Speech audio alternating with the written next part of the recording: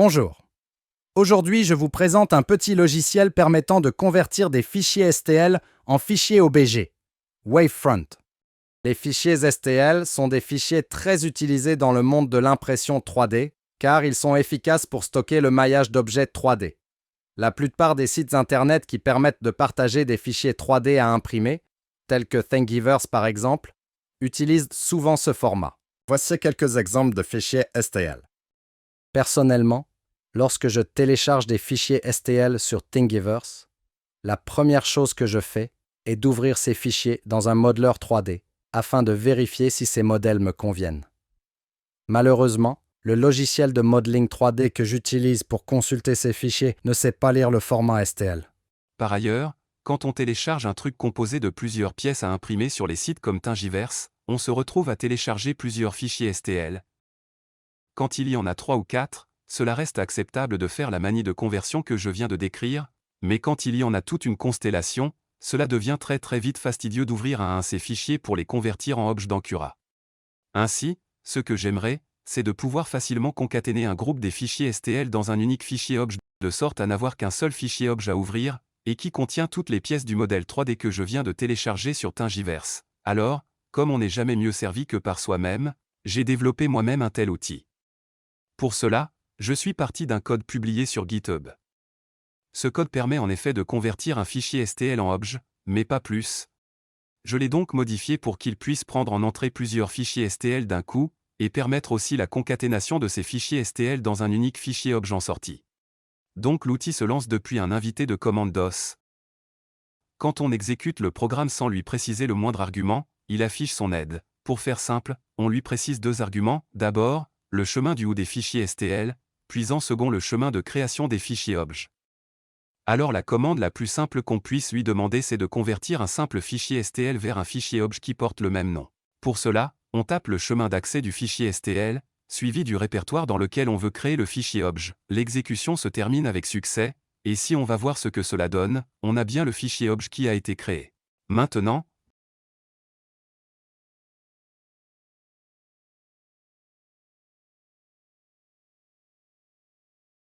dans ce deuxième exemple, je veux préciser un nom différent au fichier obj de sortie.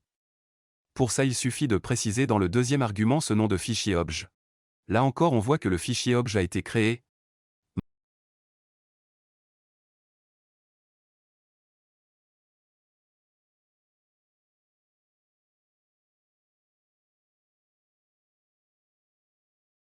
Maintenant, venons à l'intérêt réel de ce programme, c'est donc de pouvoir traiter une constellation de fichiers STL d'un coup. Dans cet exemple, je précise au programme le répertoire des fichiers STL, puis j'indique le répertoire de sortie des fichiers obj qui vont être créés. On observe alors que tous les fichiers obj ont bien été créés, un par fichier STL.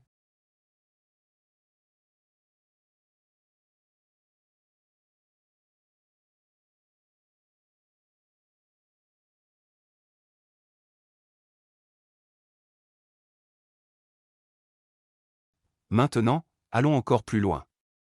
Nous allons écrire une commande qui permet de concaténer tous les fichiers STL d'un répertoire dans un unique fichier obj en sortie. Là encore la commande est très simple, on tape le nom du répertoire des fichiers STL, suivi du chemin vers le fichier obj de sortie.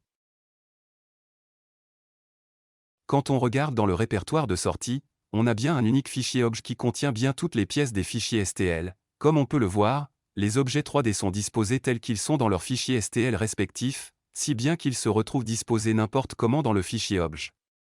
Pour corriger ce problème, il est possible d'ajouter quelques options à la commande de concaténation que nous venons de voir. Nous allons ajouter l'option de commande center 0,0,0 pour lui dire de centrer chacun des fichiers objets des fichiers STL autour de la coordonnée 0 en X, Y et Z.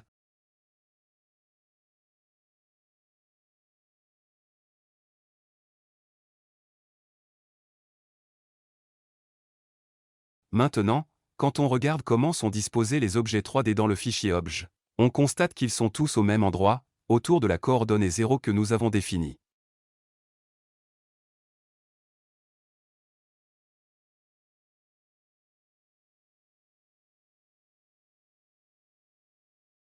C'est bien, ce que je voudrais, c'est de visualiser tous ces objets sans qu'ils soient les uns sur les autres. Pour cela, on va utiliser une autre option dans la ligne de commande en ajoutant la commande tile, Y. Cette commande permet d'aligner les objets les uns à côté des autres sur l'axe des X, garantissant ainsi que plus aucun objet sera situé au même endroit qu'un autre dans le fichier obj de sortie.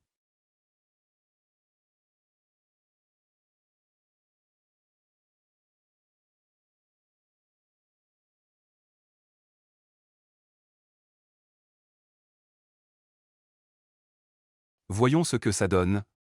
Voilà, nous avons bien nos différents objets alignés les uns à côté des autres sans chevauchement.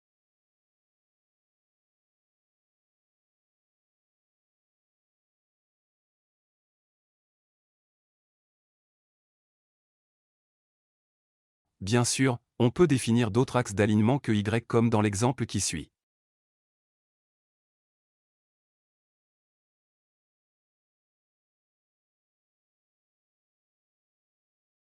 Voilà, j'en ai terminé de cette présentation, ce programme est disponible en téléchargement dans le lien figurant dans la description. Pour qu'il fonctionne, il n'y a pas besoin de l'installer. Il suffit de le copier dans un répertoire de votre ordinateur et de l'exécuter comme vous l'avez vu dans cette démo. À noter que ce programme est développé en C++ sous Visual Studio. Pour fonctionner, il utilise le runtime C++ qui est normalement installé par défaut sous Windows. Si par malchance, le programme ne démarre pas et affiche un message autour de la question du runtime, c'est peut-être parce qu'il vous manque ce runtime Microsoft C++. Il faudra alors le télécharger et l'installer via le site de Microsoft.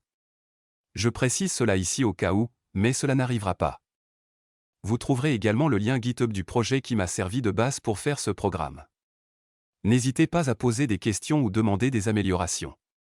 Si c'est dans mes cordes, je vous aiderai. En espérant que ce programme en aidera certains, je vous dis à une prochaine fois.